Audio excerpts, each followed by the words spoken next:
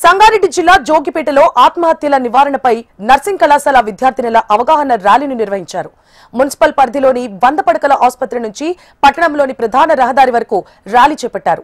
ప్రతి సంవత్సరం సెప్టెంబర్లో ఆత్మహత్యల నివారణపై ప్రజలకు అవగాహన కల్పిస్తున్నామని కళాశాల ప్రిన్సిపల్ తెలిపారు. ఎవరైనా క్షణికావేశంలో ఆత్మహత్యలు చేసుకోవడం వల్ల వారి కుటుంబాలు రోడ్డున పడతాయన్నారు.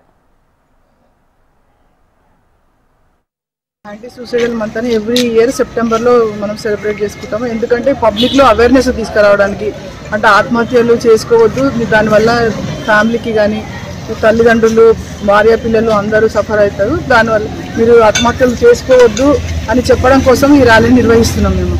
అంటే పబ్లిక్లో అవేర్నెస్ తీసుకురావడానికి, ఆత్మహత్య చేసుకోవడం వల్ల జీవితాన్ని కోల్పోతారు కానీ దానివల్ల సాధించేది ఏమీ లేదు అనే ఒక విషయాన్ని వాళ్ళకు పబ్లిక్లో తీసుకురావడం కోసం మా కాలేజీ తరఫున ఈ ర్యాలీని నిర్వహిస్తున్నాం ఈ రోజున.